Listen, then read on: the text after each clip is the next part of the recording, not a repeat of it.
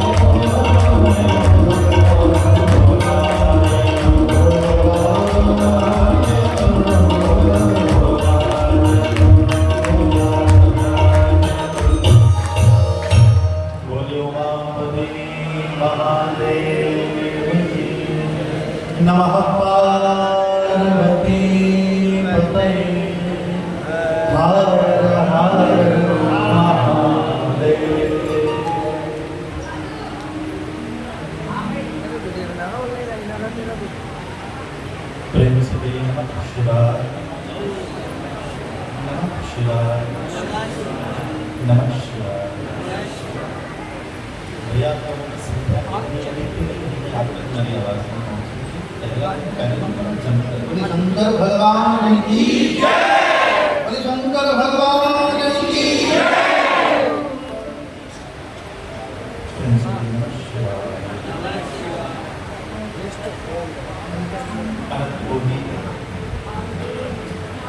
ब्रह्मांड नायक श्रीमद सतगुरुदेव जी के पावन चरण कमल में प्रणाम करते हुए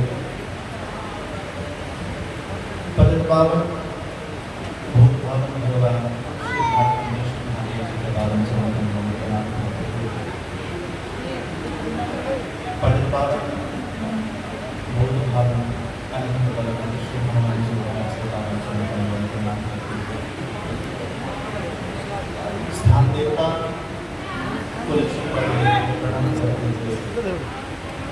आप सभी के विराजमान परमेश्वर को प्रणाम करते हुए ये व्यासपीठ आप सभी का यहाँ शिव कथा के प्रथम दिवस में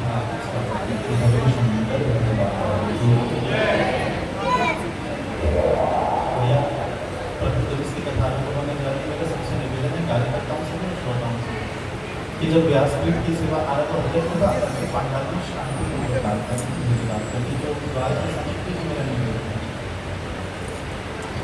क्योंकि भैया जितनी शांति के साथ अपने आदमी के साथ आप कथा सुनिए ये बात अलग है।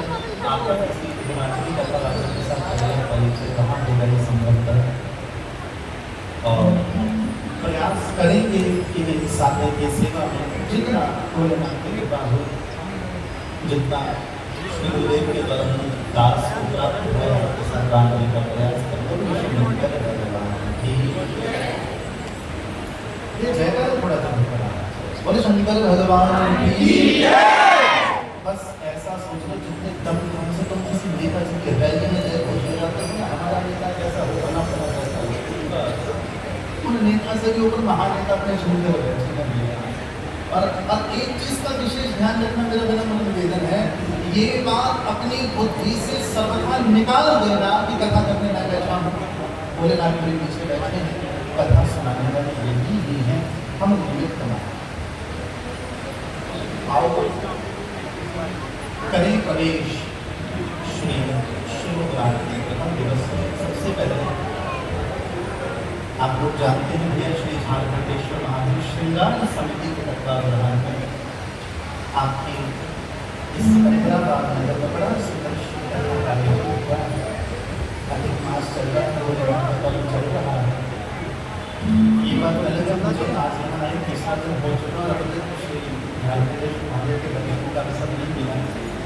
आज प्रयास करेंगे के बाद भोलेनाथ क्योंकि जो मुख्य यजमान नहीं है मुख्य वक्ता है आज उनसे मिलने जाने का प्रयास करेंगे। आओ किसी कवि की चंद पंक्तियों से आज आपका प्रवेश कराऊं कथा में। कोई कवि बड़ा सुंदर कहते हैं, ये मस्तों की प्रेम सभा है यहाँ संभल कर आना जी, जो भी आए शिव शंकर का हो जाए जीवन में।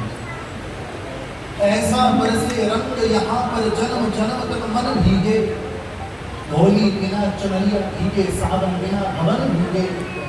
टिकट टिकट कुछ नहीं यहाँ पर दिल का तो नजर आना जी, ये मस्तों की प्रेम सभा है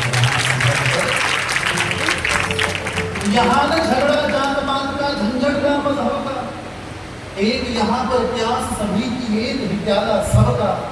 यहाँ नाथ से मिलना हो तो पर्दे सभी हटाना जी, ये भक्तों की प्रेम सभा है यहाँ संभल कर आना जी। और अंतिम पंक्ति सुनना, चार धाम का पुण्य मिले इस दर पर शीश झुकाने में। चार धाम का पुण्य मिले इस दर पर शीश झुकाने में, मजा कहाँ तो जीने में तो मजा यहाँ मर जाने में। हाथ खोल कर मौत यहाँ पर चाहे खुद मर जाना चाहिए, ये अमरों की प्रेम सभा है यहाँ संभल कर आना जी, जो भी आए शिव शंकर का हो जाए। यहाँ आने का कर्तव्य तुम्हारा और तुम्हें शिव से मिलाने की सेवा है। भैया मुझे नहीं पता आपके यहाँ कथा का क्या हिसाब किताब चलता है, किस पर्सपेक्टिव के साथ कथा चलती है, हमें नहीं पता, पर प्रयास करूंगा जैसा आप लोगों का भाव है कि मूल शिव पुराण से बाहर होना चाहिए। ये मेरे जीवन की 227वीं सेवा है और उत्तर प्रदेश की धरती पर इससे पहले भी कई बार आ चुके हैं। हाँ, आपके जिला बुलंदशहर में प्रथम बार आए, शायद भोलेनाथ की कृपा होनी थी, हमें सेवा का अवसर मिलना था। बस आप लोगों से प्रार्थना करूंगा कि जब तक 3-4 घंटे ये सेवा चले, आप लोगों ने बीच पर आनंद लेना है। और एक बात अभी से अपनी बुद्धि में बिठा लो, इस समय पांडाल में केवल 2 व्यक्ति बैठे हैं, सिर्फ 2, एक तुम, एक भोलेनाथ, तीसरा कोई नहीं। जब मन में ये भाव रख के पांडाल में आओगे, कथा का असली आनंद ले पाओगे। नहीं तो यही सोचोगे कि अगर मैंने ताली बजाई तो चाची पता नहीं क्या बोलेगी, ने ताली पता नहीं क्या बोले, चाची को भी छोड़ो, ने ताई को भी छोड़ो, 4 घंटे के भाव से यही सोचकर इस पांडाल में आना है। तुम केवल केवल केवल अपने परम पिता परमात्मा से मिलने हैं, उनसे तो प्राप्त करने हैं। भोले शंकर भगवान की शतान भर लोग नहीं करा, लगता है 2-2 पूरी ज़्यादा खा पहले भूल होते हैं। इतनी भी मत खाते हैं कि कथा में सो जाओ, इस बात को कोशिश करो।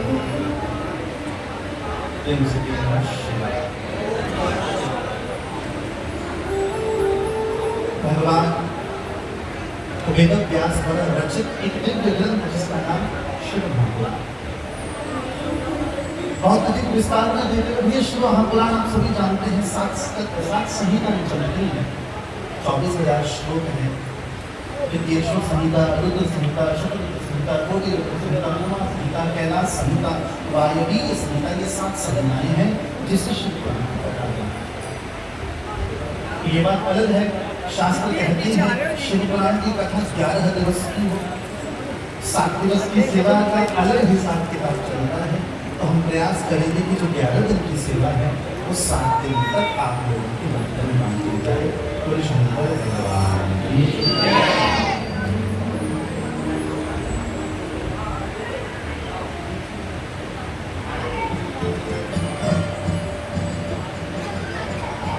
अतः आप लोगों को इस बात का विशेष ध्यान देना पड़ेगा भैया कि कथा में आप लोग शिव की बात करें, शिव से बात करें।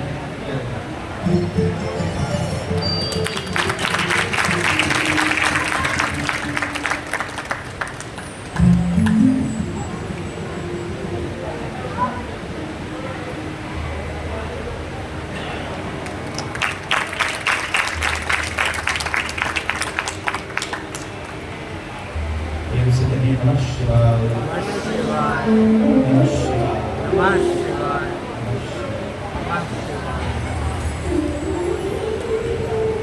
कथा की धारा आरंभ होती है प्रयागराज से। एक विशाल वटवृक्ष के नीचे श्री सूत जी महाराज बैठे हैं, सामने नत होकर प्रणाम करने के लिए श्री शौनक जी महाराज बैठे हैं। शौनक जी महाराज सूत जी से प्रश्न पूछते हैं, हे सूत महाप्राज्ञ सर्वसिद्धांत प्रभो, आख्याहि मे कथा सारम् पुराणानां विशेषतः। श्री शौनक जी महाराज सूत जी से कहते हैं, गुरुदेव कृपा करके हमें कोई ऐसी कथा सुनाने की कृपा करें, सूताख्याहि कथा सारम पुराणानां विशेषतः, जो पुराण का सार हो, ऐसी कोई कथा हमें सुनाने की कृपा करें। हे सूत, आख्याहि में कथा सार। भैया श्री सूत जी महाराज बड़े भाव से आनंदित होकर कहते हैं, गुरुजी ऐसी कथा केवल और केवल श्री महापुराण की कथा। भैया यदि आप लोग ऐसे ही पांडाल के बीच में बातचीत करते रहिए तो कठिन हो जाएगा मेरा विनम्र। कोई बहुत अधिक संख्या नहीं है आप लोगों की, तो शांति की नितांत कमी, शांति को पांडाल में इतनी सुंदर व्यवस्था की गई है। 3-4 घंटे के से मेरा विनम्र नहीं है, मैं बहुत कटु शब्दों में नहीं बोलना चाहता इस बार। जहाँ स्थान मिले पूरा पंडाल है इस समय, जहाँ स्थान मिले वहाँ शांति पूर्वक बैठे हैं। पर विनम्र निवेदन, जब कथा आरंभ हो तो मर्यादा बने। बोले शंकर भगवान जय। सूताख्याहि कथा सारम पुराणानाम विशेषतः। ये सूत जी महाराज हमें कोई कथा सुनाने की कृपा करें। सूत जी महाराज कहते हैं भैया ऐसे करो तो केवल शिव पुराण की कथा हो सकती है। ये मानव पात्र तो दुराचार रला खलाहा कामादि निरतांजनते विशुद्धंजनी। भैया शिव पुराण में बड़ी सुंदर बात कही गई कि हम लोग अपने जीवन में उतने पाप कर नहीं सकते जितने पापों से मुक्त करने की शिव पुराण सामर्थ्य रखती है। ये मानव पाप कृते दुराचार रला खला कामादि निरता नित्यं ते विशुद्धंजनी। कि जो प्रतिदिन पाप करता है मनसा वाचा कर्मणा तन से मन से वाणी से, वो व्यक्ति भी इस कथा के प्रभाव से मुक्त होने की समर्थ है। यानी तुम्हारे जीवन का पाप उतना बड़ा नहीं है जितनी बड़ी महिमा शिव महापुराण की कथा है। और इसका ये नहीं है कि आज पाप किया कल शिव पुराण सुना, फिर आज पाप किया फिर कल शिव पुराण सुना, 2-4 दिन तो भोलेनाथ छोड़ देंगे, फिर तुम स्पेशल कोटा में डालेंगे। अब कोई व्यक्ति पुलिस के द्वारा एक बार धरा जाए पुलिस छोड़ देगी, दूसरी बार धरा जाए पुलिस छोड़ देगी, तीसरी बार धरा जाए पुलिस कहेगी भैया ये आदतन अपराधी है, डालो जाए। उसी प्रकार याद रखना, पश्चाताप भी 1 बार 2 बार 3 बार काम करेगा, परमानेंट काम नहीं करेगा। सर्वेषां वर्णितं सद्भिः सर्वपापविशोधनम्। यानी एक व्यक्ति जो बड़े भाव से शिव महापुराण की कथा का श्रवण करता है, शिव महापुराण कहता है भैया उसके ऊपर भोलेनाथ की कृपा अवश्यंभावी होती ही होती है। शौनक जी कहते गुरुदेव आपकी बात पर मान लिया, कोई प्रमाण है? आप कोई प्रमाण दे तो हमें मानने में भी आनंद आए। श्री सूत जी महाराज कहते हैं प्राचीन समय में बाष्कल नामक नगर में ब्राह्मण रहता था जिसका नाम था देवराज। ध्यान से सुनिए, अब वो जो देवराज है भैया खूब पापी है, नाम का ब्राह्मण है, जन्म का ब्राह्मण है, बाकी ब्राह्मणों वाले कोई लक्षण नहीं है। चोरी करता, लोगों से धन ऐंठता, मांस खाता, मदिरा पीता, ऐसे करते करते उसका अपना जीवन निकाला। एक बार क्या हुआ, इस देवराज नामक ब्राह्मण के गांव में अकाल पड़ गया।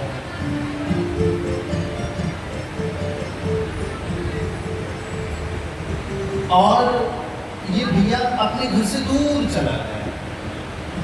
एक जगह पर प्रतिष्ठान को, प्रयागराज के पास एक जगह है जैसे कहते हैं झूंसी, कहीं कहीं वर्णन मिलता है झूंसी को ही प्रतिष्ठान को कहा जाता है। वहां पहुंच गए और भैया अचानक वहां पहुंचकर इसे ज्वर चढ़ गया, बुखार चढ़ गया, कहीं जा नहीं सकता था, तो किसी शिव मंदिर पर बैठ गए और शिव मंदिर में शिव पुराण की कथा हो रही थी। न चाहते हुए उसे सुननी पड़ी, न चाहते हुए। भैया आवश्यक नहीं है पंडाल में बैठा हुआ हर व्यक्ति कथा सुनने के आया हो, कहीं सोने की इच्छा से आए होते हैं कि भैया घर वाला इसी काम नहीं कर रहा, यहाँ पर मैरिज हॉल वाले ने तो 20 क्यों लगा करके मजे से सोएंगे।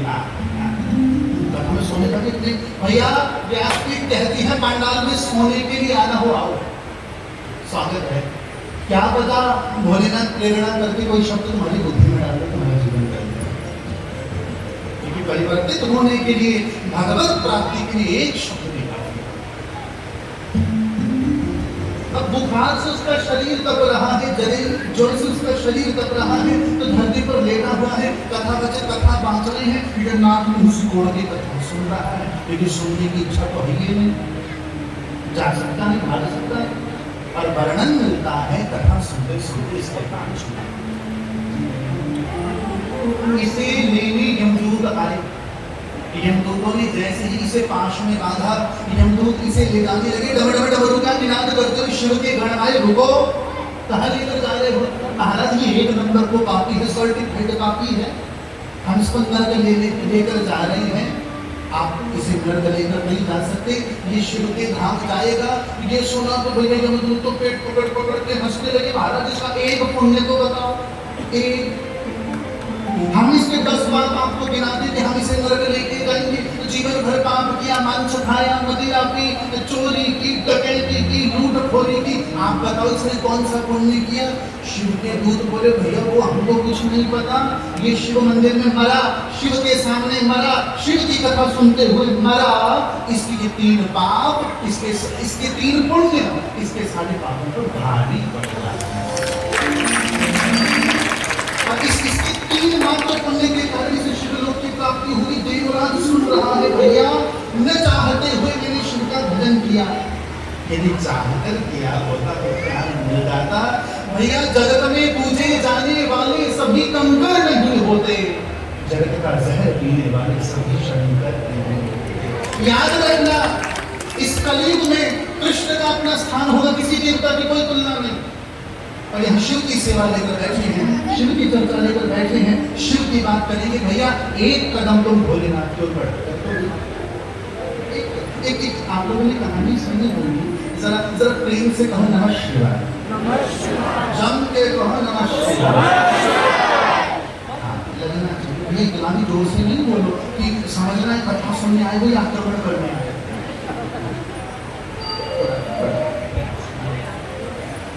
एक बार क्या हुआ, एक चोर शिव के मंदिर में गए, क्या ढूंढ रहे? सोना चांदी।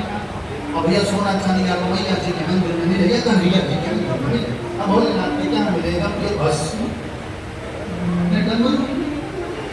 तो बड़े प्रेम के चोर आधी रात को कभी पाँव मंदिर में गया, इधर देखे कोई नहीं, इधर देखे कोई नहीं, सामने देखे कि बड़ा सा शिवलिंग, बस चोर सोचे भैया गलती आई, पर खाली हाथ नहीं जाएंगे। अब चोर इधर देखे, उधर देखे, उधर देखे, चोर को कुछ ना देखे। अंत में चोर की नजर पड़ी भगवान शिव के ऊपर, खूब बड़ी घंटी टंगा रखी थी। चोर ने कहा चलो भैया भागते घुरती रंगोटी से ये घंटी लेके जाएंगे आगे। भैया आज क्या हुआ? और चोर कहता है ये घंटी हम लेकर तो जाएं, पर ऊपर चढ़े कैसे? आप लोगों ने सुना ये कथा, बड़ी आनंद की कथा है। हम चोर ने इधर देखा चढ़ने को, भैया कोई स्टूल होगा नहीं। अंत में जब चोर को कुछ ना सूझी, चोर ने दोनों पैर भोलेनाथ के माथे पर धरे, न ऊपर चढ़ गया घंटी उतारने को। शिव भी डम डम डम रूपा निनाद करते प्रकट हो गए, बोल शंकर भगवान की जय। अब तुमने तो जयकारा लगाया, चोर बेचारा कंफ्यूज हो गया। भोलेनाथ कहते भक्त वरदान मांगो। भक्त बोला कौन सा भक्त ने कहा एक वरदान? भोलेनाथ कहते तुमने मेरी तपस्या की। चोर बेचारा बड़े प्रेम से बोला महाराज सच सच बताओ, ऐसा तो नहीं किसी और चेला के पास जा रहे हैं, हमारे पास आ गए? भगवान कहते क्यों, हम तुझे वरदान देने आए हैं। चोर बोला हमने ऐसा क्या किया? बोला भोलेनाथ बोले कोई हमें फूल चढ़ावे, कोई फल चढ़ावे, कोई दूध चढ़ावे, तो खुद ही चढ़ गया। भैया बोलते बड़ा भक्त कौन होगा? तुझसे बड़ा भक्त हमारा कौन हो सकता है, जिसने अपना तन मन धन, भैया किससे भोला आप बताओ कि देवता हो सकता है? याद रखना, मैं किसी देव की कोई तुलना नहीं करूंगा, क्योंकि मैं नारायण संप्रदाय से दीक्षित हूँ, श्री संप्रदाय से दीक्षित हूँ। हमारे को नारायण उपासना चलती है। हिमाचल का रहने वाला हूँ, जो शिव की धरती है, जगदम्बा की धरती है, आप लोग जानते हैं। वो श्रीखंड महादेव की कैलाशवाणी महेश की धरती है, वो नैना देवी ज्वाला जी चिंतापूर्णी की धरती है। तो किसी देव की कोई तुलना नहीं करने आया हूँ, बस इतना कहूँगा सब देव होंगे, महादेव एक ही है भैया, जिनकी सेवा के लिए तुम भी आए हो, मैं हम भी आए हैं। प्रेम से कहो हर हर महादेव। शिव की कथा करना सभी शिव की कथा करना। अब ये बात शानक जी ने सुनी, शानक जी बड़े प्रसन्न हुए। शानक जी बोले गुरुदेव एक कथा से मन नहीं भरा महाराज, एक छोटी सी बात हो जाए तो मजा आ जाए। महाराज ने कहा एक और सुन कौन मेरा करता है। यहाँ शिव पुराण की कथा कहती है, प्राचीन समय में भैया समुद्र किनारे नगर था, जहाँ पर एक पति पत्नी रहती है। पत्नी का नाम है चंचुला, पत्नी का नाम है बेंगो। बड़ी प्रसिद्ध, जैसे आप लोग भागवत सुनते हो ना, उसमें धुंधुकारी में धुंधुली की कथा आती है। शिव पुराण में बेंगो और चंचुला की कथा। कथा क्या कहती है, ये दोनों है तो ब्राह्मण, ब्राह्मण पन्ने से इनका दूध तक कोई लेना नहीं, जीवन भर पूजा पाठ से दूर रहे, जीवन भर भगवान नाम संकीर्तन से दूर रहे, अंत में करते करते प्राण छूट गए। और आप आप लोगों ने देखा होगा बड़े से बड़ा धूर्त व्यक्ति भी होगा, बुढ़ापे में उसे माला की याद आ जाती है। जो जिंदगी भर पैसा पैसा करेगा वो भी अंत में आके कृष्ण कृष्ण करने ही लगेगा। तो गड़बड़ इस बात की है, बार बार वो निज तन करानी अंतराम कहिया। ऐसे काल बताओ, लैंग्वेज में कोई भाषा की कोई दिक्कत तो नहीं होगी। आपकी भाषा होती ना मुझसे सुना देते भैया, पर हिंदी का अपना ही आनंद है। उत्तर भारत चलेगा ना दक्षिण भारत चलेगा, समान ही चलता है। तो ये चंचला बूढ़ी हो गई और चंचला ने अपने बच्चों से कहा, अपने पोतों से कहा, बेटा मैंने जिंदगी भर पूजा पाठ कुछ नहीं किया, ऐसा करो मुझे कोई तीर्थ दिखा कर दो। पूरे परिवार के साथ चंचला तीर्थ में गई। दक्षिण भारत में तीर्थ पड़ता है जिसका नाम है गोकर्ण। तीर्थ का नाम है वो तो भद्रा नदी के किनारे। वहाँ भैया आप लोग भी अपने परिवार के साथ कभी वृंदावन काशी अयोध्या जाते होंगे और परिवार के हर मेंबर की मानसिकता अलग होती है तीर्थों में। बच्चे घूमना चाहते हैं, फोटो खींचना चाहते हैं, बुजुर्ग कथा सुनना चाहते हैं, माला बीच वाले चाहते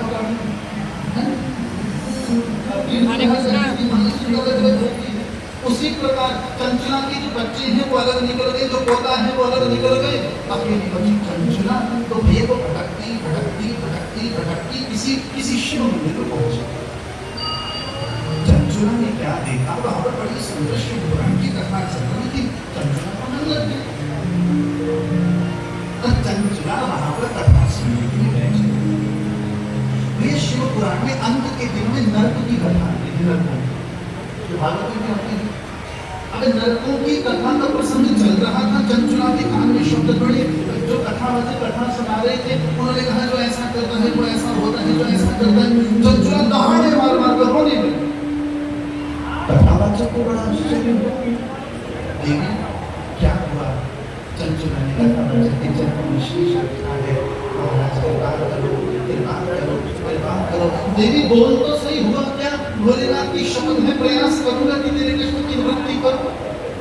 चंचला कहती है मेरा पति पूरी जिंदगी पाप करता करता मर गया, मैंने भी पूरी जिंदगी कोई पुण्य नहीं किया, कुछ ऐसी कृपा कर दो। क्योंकि मुझे पता है जिन जिन नरकों की श्रेणी आपने बताई उसमें हमारा नंबर पक्के वाला है। कुछ ऐसी कृपा कर दो। इन नरकों का दर्शन मुझे स्वप्न में भी। शिव महापुराण में जो सबसे श्रेष्ठ शिव का मंत्र कहा गया है वो है पंचाक्षर। और आप सब उस मंत्र से परिचित हैं। वो मंत्र है नमः शिवाय। आज कथावाचक ने चंचला के कान में वो मंत्र फूंका। दूसरा, जब शिव की शिवलिंग की पूजा की बात आती है तो हम लोग करते हैं पार्थिव पूजन। पर क्षमा करना, व्यासपीठ पर थोड़ा कड़वा हूँ कुछ बातों को लेकर। आजकल पार्थिव पूजन के नाम पर कहीं ना कहीं अनाधिकारिकता दिखाई देती है। मैंने देखा है लोग जब पार्थिव शिवलिंग बनाएंगे, मिट्टी का शिवलिंग बनाएंगे, उस पर आंखें नाक मूंछ सब बनाते हैं। नहीं, शिव पुराण उठाकर देख लो। शिव पुराण कहता है नंबर 1, पार्थिव शिवलिंग अंगूठे से बढ़ाना। दूसरा, पार्थिव शिवलिंग में योनि बनाने की आवश्यकता नहीं होती है। शिवलिंग के दो भाग होते हैं, नीचे का भाग योनि कहलाता है, ऊपर का शिवलिंग कहलाता है। शिवपुराण कहता है पार्थिव शिवलिंग में योनि बनाने की कोई आवश्यकता नहीं है। और पूरा अगर आपने योनि बनानी भी है तब भी शर्त क्या है, पूरा शिवलिंग एक साथ बने, टुकड़ों में ना बने कि योनि अलग शिवलिंग अलग भी वो चिपका दिए।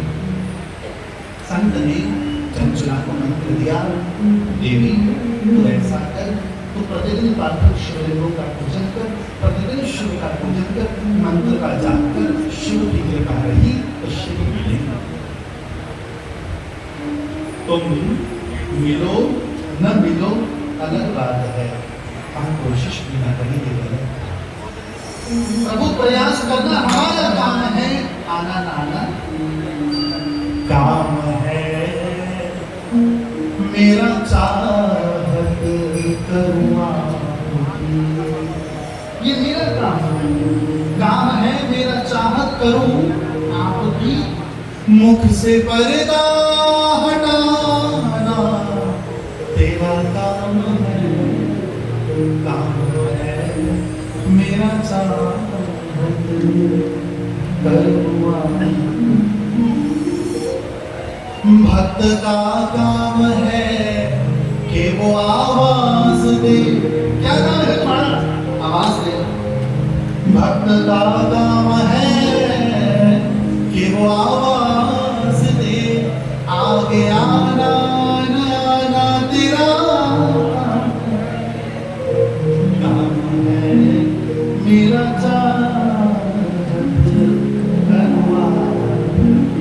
तो चंचला तू भजन कर। यदि नाथ का नाम दयानिधि है तो दर्द मिलेंगी कभी नाथ। वे मिलेगा। विश्व भक्ति के पथ पर सबसे बड़ी कोई वस्तु है वो है विश्वास।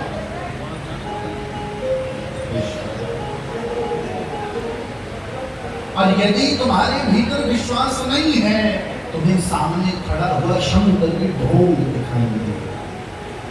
और यदि विश्वास होगा तो सांस को बहु में भी शंकर की जगह से दिखने वाला है नहीं, मुश्किल बात।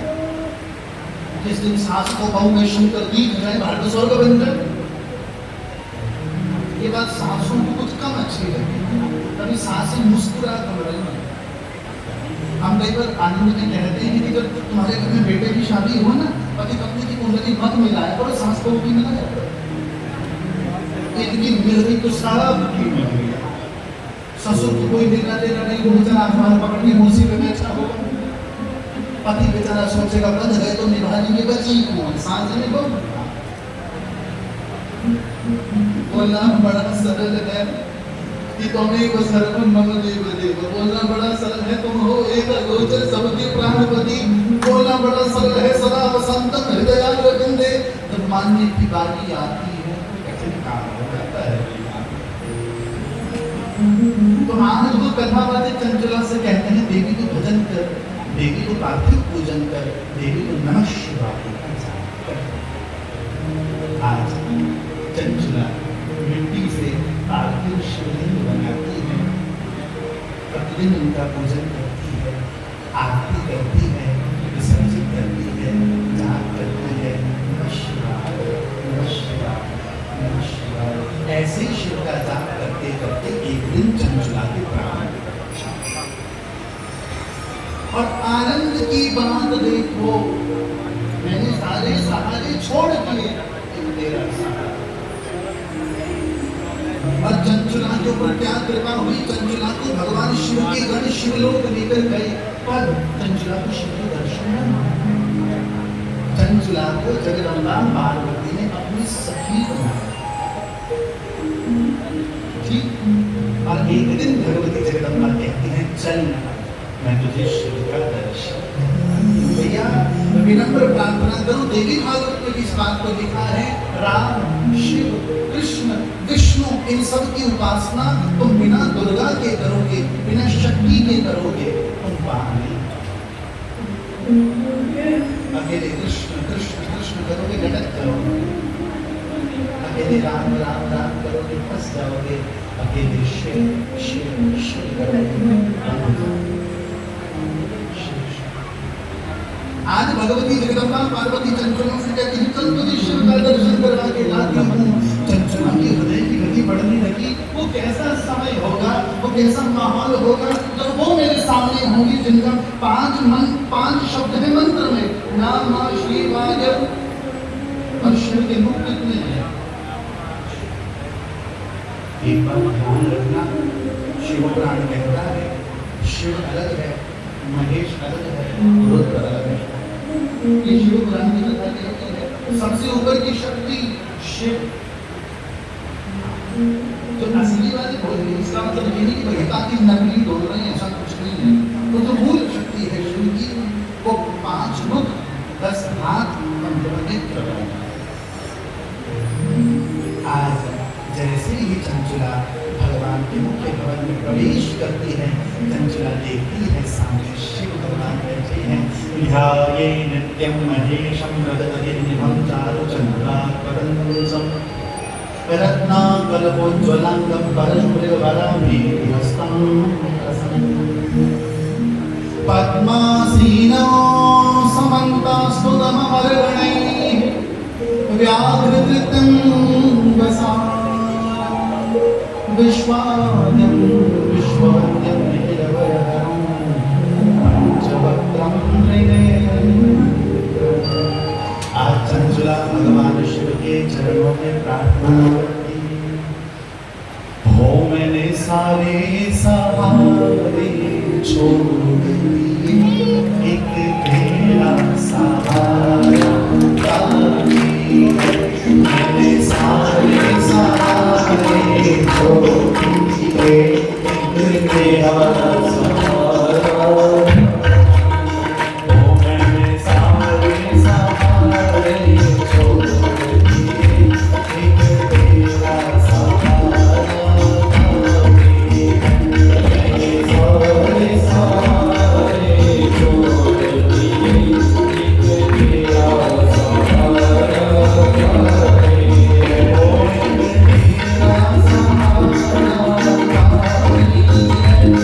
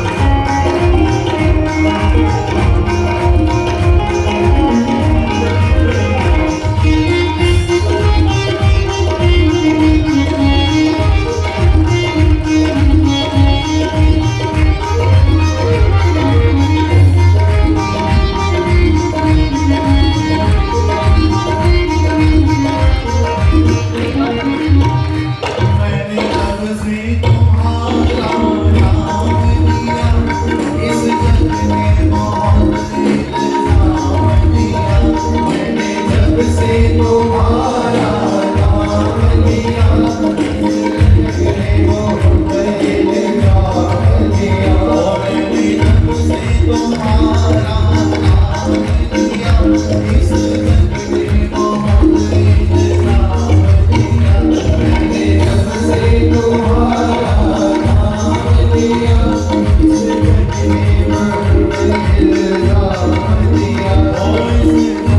बहुत इल्ज़ाम दिया। इस जग में बहुत इल्ज़ाम दिया, इस जग में बहुत इल्ज़ाम दिया।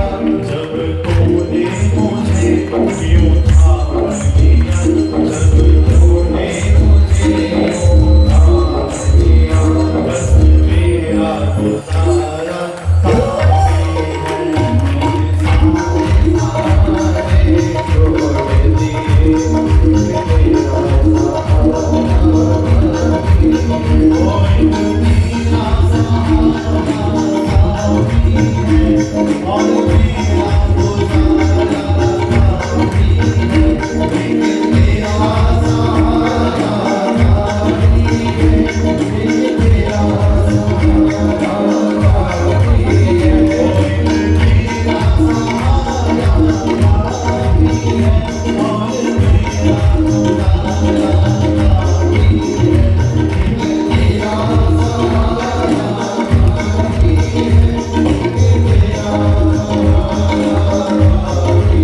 ओ मुझे छोड़ नहीं दुनिया, लेकिन मेरा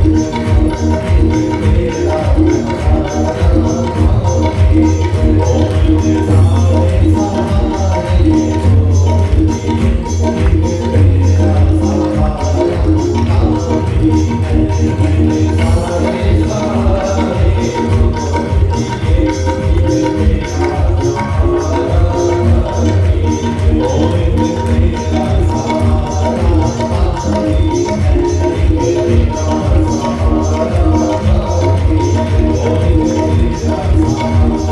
मेरा सहारा काफ़ी है। ओ लेकिन मेरा सहारा काफ़ी है, लेकिन मेरा सहारा काफ़ी है। ओ लेकिन मेरा सहारा काफ़ी है, लेकिन मेरा सहारा काफ़ी है। ओ लेकिन मेरा बोले शंकर भगवान की, रमापति महादेव की। प्रेम से कहिए नमः शिवाय, नमः शिवाय, नमः शिवाय। हो मैंने जब से तुम्हारा नाम लिया, इस जग में बहुत इल्ज़ाम दिया। मैंने सारे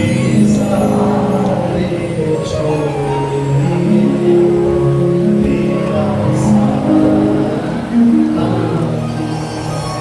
मुझे चाहे नहीं दुनिया भर की, एक मेरा सहारा।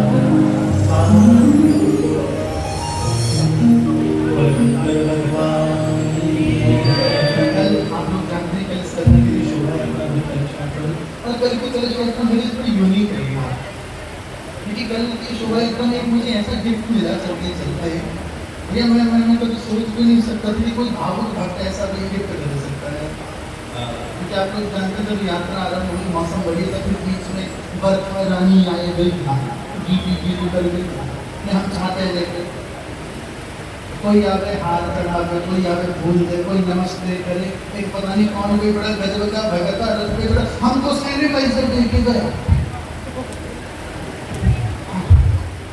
सीधी रथ पे गया। लो भारत सैनिटाइजर, हमको समझना भैया हम बाहर खाने जा रहे हैं। तब भी हम सोचे कि भोलेनाथ तेरी लीला पे कोई पार नहीं पा सकता। कितने प्यारे प्यारे, कितने गजब गजब के भक्त मिलते हैं यार। रात सोच सहने का वो व्यक्ति बड़ी बहादुर से रथ पर चढ़े।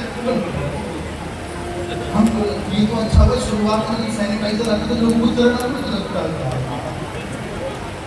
आदत नहीं थी। आज जैसे ही चंचला ने भगवान शिव का दर्शन पाया है, चंचला भगवान शिव के चरणों में जो फोटो थी भक्तवत्सल भगवान की, क्या सुंदर स्वरूप है शिव का। वंदे देव उमापतिं सुरगुरुं वंदे जगत कारणं, हे जगत के कारण हम आपकी वंदना करते हैं।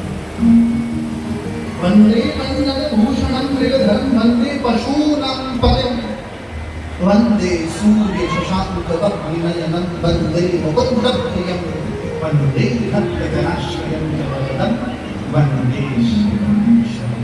नींद तो नहीं आ रही, पहले कंफर्म करना, नींद तो नहीं आ रही। कथा में यूं आती है नींद। हमारे कलयुग की सबसे बढ़िया देवी कौन सी है? निद्रा।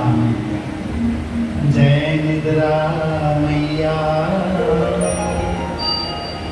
जय जय निद्रा मैया, कथा में करवा देवी दुर्ताता मैया, जय निद्रा मैया। घर में भैया पूरे रात कभी बल्लन को बैठे, कभी बल्लन को बैठे, कभी टीवी के चैनल बदले के चैनल गोली खाएंगे, नींद नहीं आती और कथा में बैठे ही गए। ये कथा के सुख में, अरे भैया एक बात बताओ, कोई खदा हर बच्चा आएगा उसे सबसे अच्छी नींद आएगी माँ की गोद में, ये पिता की गोद में। भैया हर चीज को सकारात्मक भाव में देखते हुए पॉजिटिव वे में देखा। तो शंकर भगवान एक दिन भगवती जगदम्बा पार्वती श्रृंगार कर रही थी, चंचला साथ में बैठी, चंचला बड़ी उदास है।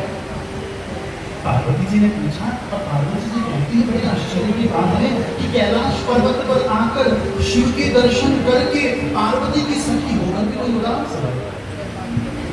चंचला कहती माँ मेरे मन में एक खेद है। भगवती को चंचला कहती है मैंने भजन कर लिया, मुझे संत मिल गए, मुझे मंत्र मिल गया, मुझे आप मिल गई, मेरे पति कहाँ है? मेरे पति कहाँ है? मैं नहीं जानती माँ वो कहाँ है, कैसे है, किस अवस्था में है, किस गति में है।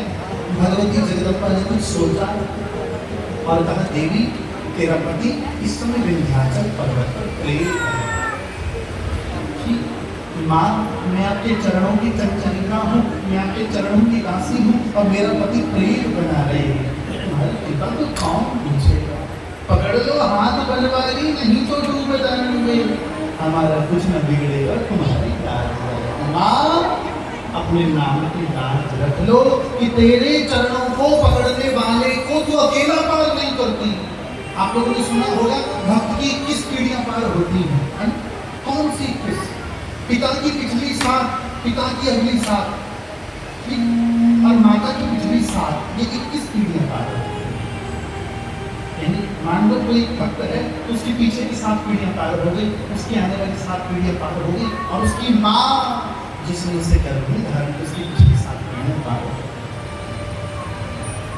भगवती कहती है मैं तेरे पति के मोक्ष का अवश्य प्रयास करूंगी। भैया देवताओं की कैटेगरी होती है जिसे कहते हैं गंधर्व श्रेणी। उनके जो राजा हैं उन्हें कहते हैं तुम्बुरु। देवी ने तुम्बुरु जी को बुलाया, इधर आओ जी माँ, इसे ले जाओ, इसका पति प्रेत बना हुआ है विंध्याचल पर्वत पर, जाओ जाकर उसकी कथा सुनो। पहली शिव पुराण की कथा होने जा रही है, ये इतिहास की पहली शिव पुराण की कथा किसने सुनाई? गंधर्व राज तुम्बुरु ने। किसे सुनाई? एक प्रेत को। अच्छा ये याद करो, भागवत में आपने सुना होगा धुंधुकारी बैठा नहीं उधर खिसक गया, बैठा नहीं उधर खिसक गया, फिर भी बांस में जाकर बैठ गए।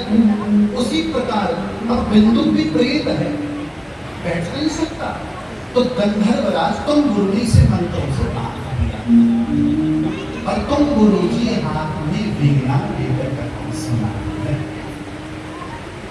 सोचो पहली शिव पुराण की कथा ही संगीत में हुई है।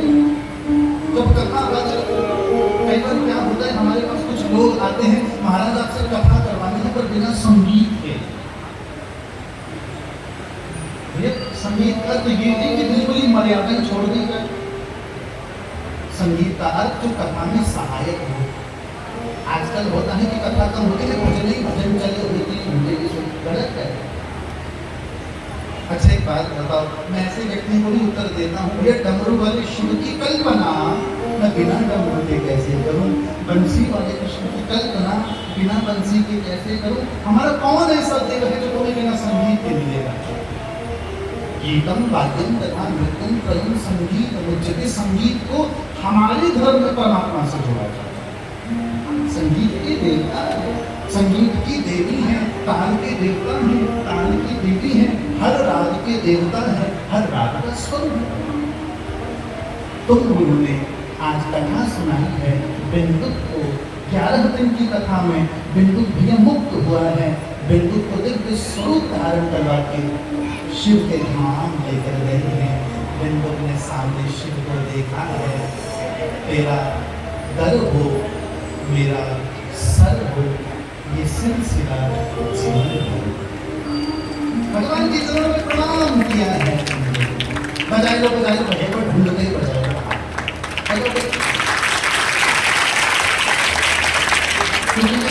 आगों का ध्यान कथा में नहीं है। जैसे उनकी बगल वाली चाची में ताली बजाई वो भी शुरू हो जाती बजाएगी, किसी अच्छी बात पे बजाई होगी चाची में भैया कथा में ध्यान दो। हाँ क्योंकि एक लोग भैया हम देख रहे हैं वो बस लुढ़कने की बात नहीं और गड़बड़ इस बात की कि मैया है हृष्ट पुष्ट और बगल में बैठी है दुबली पतली मैया ने दुबली पतली वाली में लुढ़की मैया जा बल शंकर भगवान की बस तुम्हें ऐसे चलाना पड़ेगा। और एक बात ध्यान रखना, कथा की समाप्ति पर कभी ना कभी प्रश्न पूछूंगा कथा से रिलेटेड। हाँ और व्यासपीठ की ओर से उपहार मिलेगा। इस चक्कर में कथा सुनो ऐसे आज बिंदु दिव्य शरीर धारण करके भगवान शिव के धाम पधारा है। यहाँ भैया अंतिम अध्याय में कथा आई है कि शिव पुराण की कथा कैसे करनी चाहिए। कथा कैसे देखो, वर्तमान के समय शिव पुराण को खूब प्रचार है। बिल्कुल छोटे बड़े अनेक मंच पर शिव पुराण की कथा होती है, बिल्कुल होती है। पर शिव पुराण में कथावाचक के लक्षण दिए गए हैं, कथा के लक्षण दिए गए हैं। कहीं ऐसा ना हो कि इस कथा के चक्कर में मूल पक्ष रह जाए। भैया आप मैं पुनः निवेदन करूँ, आपकी यहाँ से क्या हिसाब के करूँ मुझे बहुत नहीं पता। मैं पहाड़ों से आता हूँ, हिमाचल से आता हूँ। अभी 2 दिन पहले ही हम हिमाचल में ही रामकथा का विश्राम करके आए। तो हमारे ये परंपरा रहती है कि ये वाला पक्ष भले ही छूट जाए कथा का, पर कर्मकांड का पक्ष और मूल पाठ का पक्ष छूटना नहीं चाहिए। यही कारण है यहाँ पर मैं 3 ब्राह्मणों को लेकर आता हूँ, 2 केवल मूल पाठ की सेवा करेंगे। अतः ध्यान रखिए भैया, कथा यज्ञ है। आपकी ये कथा श्री झारखंडेश्वर महादेव के निमित्त हो रही है। और ध्यान रखना इस बात का, जब जब तुम्हारे घर में कोई पूजा पाठ होता है तो देवताओं को कथा संतुष्ट नहीं करती, देवताओं को यज्ञ संतुष्ट करता है, देवताओं को माला संतुष्ट करता है। पूजा पाठ का पक्ष कहीं कमजोर नहीं होना चाहिए, इस बात को गांठ बांधो। भले ही तुम्हारे घर में सत्यनारायण जी की कथा हो, कर्मकांड का पक्ष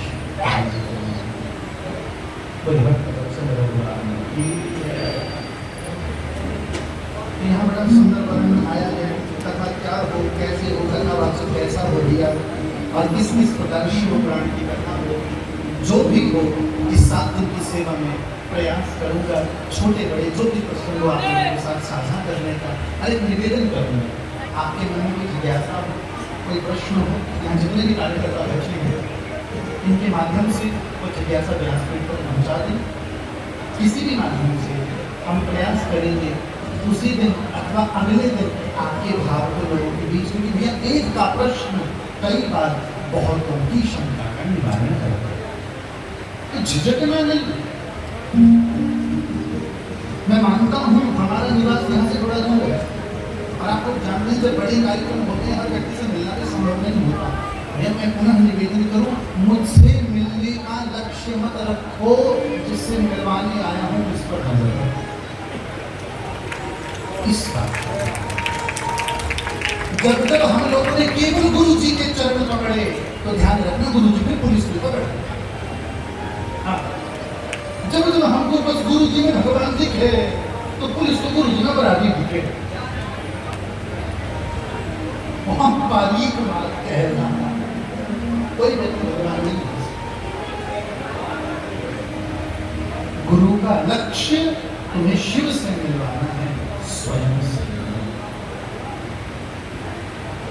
प्रेम से कहो नमः शिवाय, नमः शिवाय, नमः शिवाय।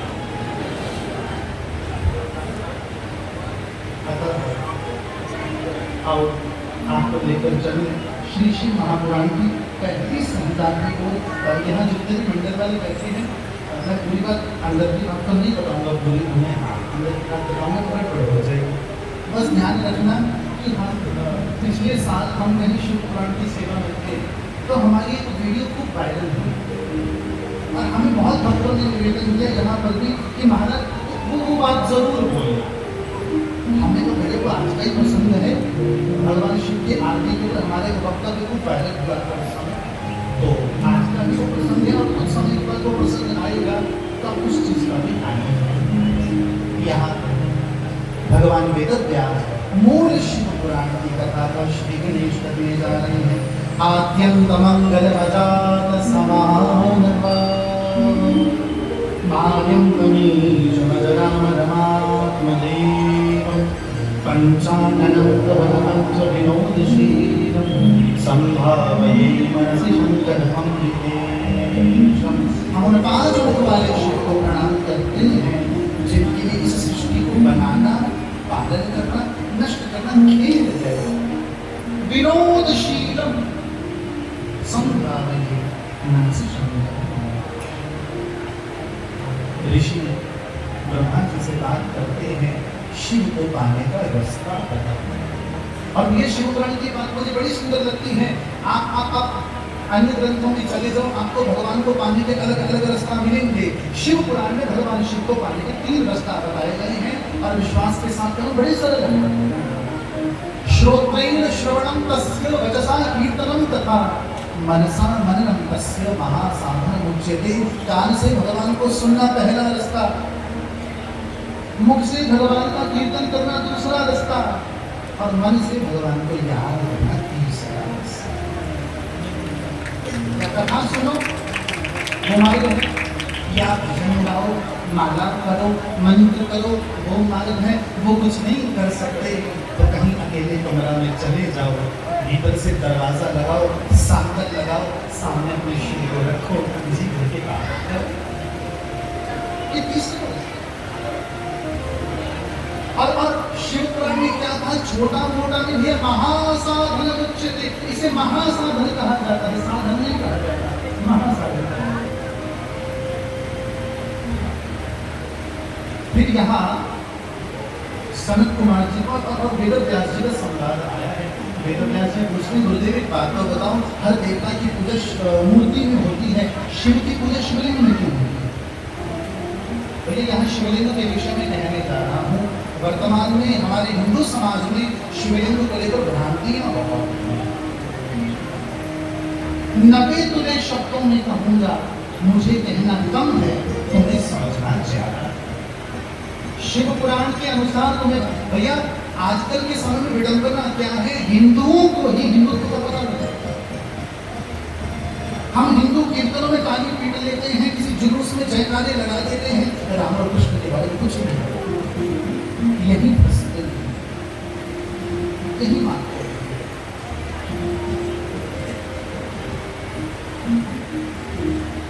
श्री सनत कुमार जी महाराज कहते हैं, सभी देवता सगुण है तो उनकी मूर्ति में पूजा होती है। शिव सगुण भी है, निर्गुण भी है, तो शिव का जो सगुण स्वरूप है वो मूर्ति है, शिव का जो निर्गुण स्वरूप है वो शिवलिंग है। ठीक। दूसरी बात, फिर यहाँ सनत कुमार जी पूछते हैं कि शिवलिंग की पूजा अच्छी है, मूर्ति की पूजा अच्छी है? तो कहा गया मूर्ति और शिवलिंग दोनों में शिव की पूजा श्रेष्ठ है, पर मूर्ति की तुलना में शिवलिंग श्रेष्ठ है। आपके पास शिवलिंग ना हो, आप मूर्ति में उपासना करो। आपके पास मूर्ति और शिवलिंग दोनों उपलब्ध हो, आप शिवलिंग में उपासना करो। पर शिवलिंग न होने पर भी कुछ चीजों में तुम शिव की पूजा कर सकते हो। नंबर 1, शालिग्राम। शालिग्राम भगवान का ऐसा स्वरूप है, तुम उसमें किसी भी देवता का पूजन कर सकते हो। नंबर 2, अग्नि। अग्नि भी शिव का पूजन कर सकते हो। नंबर 3, जल। जल भी शिव का पूजन कर सकते हो। नंबर 4, सूर्य। नंबर 5, चंद्र। इनमें शिव का पूजन किया जा सकता है। ये व्यास जी सभी देवता सगुण है, किसी न किसी कर्म से बंधे हैं, उनकी मूर्ति है।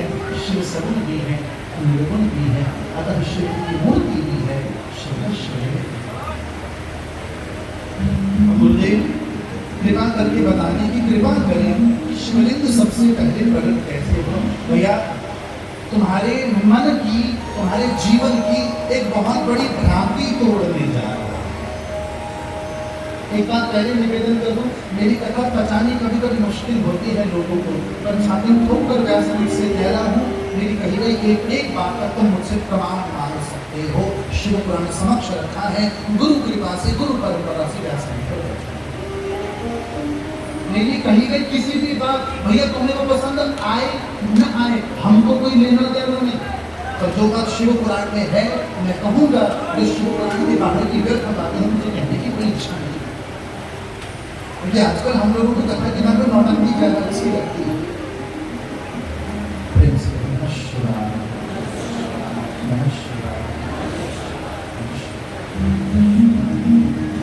एक बड़ी प्रसिद्ध कथा है, आप लोगों ने सुनी होगी।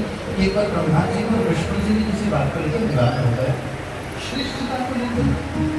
अब ये बात थोड़ी अटपटी नहीं लगती, ब्रह्मा परमात्मा, विष्णु परमात्मा, ये दोनों आपस में लड़ने लगे तो आपका हमारा क्या होगा।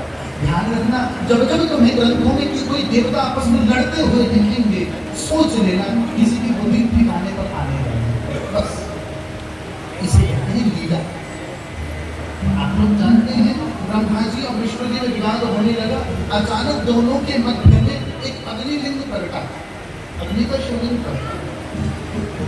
ये देखो, शिवलिंग के 2 स्वरूप होते हैं, एक ये स्वरूप जिसमें नीचे आधार है, योनि है, ऊपर शिवलिंग है।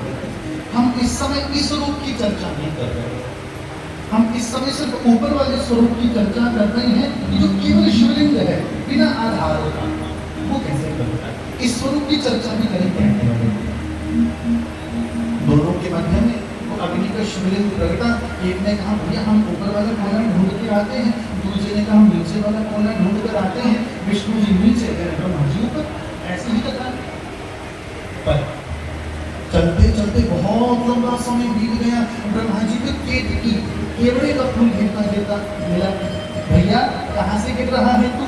मैं शिवलिंग के ऊपर से गिर रहा हूँ। कब से गिर रहा है? 40,000 साल हो गए हम लोग गिरते। ब्रह्मा जी का निधान करने भैया ये हमको 40,000 साल यहाँ तक पहुँचने में लगे, हमको तो ऊपर पहुँचने खूब साल लगेंगे। भैया हम तुझे लेकर चलते हैं, तुम विष्णु के सामने कह देना कि मैंने इसका ऊपर गिरा। गए दोनों विष्णु जी के पास पहुँचे। विष्णु जी कहते हैं मुझे इसका निचला छोर नहीं मिला। ब्रह्मा जी कहते हैं मुझे इसका ऊपरी छोर मिल गया, ये रहा प्रमाण। केतकी का फूल कहते हैं हाँ मैं प्रमाण देता हूँ भैया। ब्रह्मा जी को विष्णु जी बड़े प्रसन्न, महाराज बड़े गणपति निकले आप तो। बस इतना कहने की देरी थी, तभी भगवान शिव बड़े प्रचंड रूप में शिवलिंग में से प्रकटे हैं। भगवान ने यहाँ से देवता प्रकटा है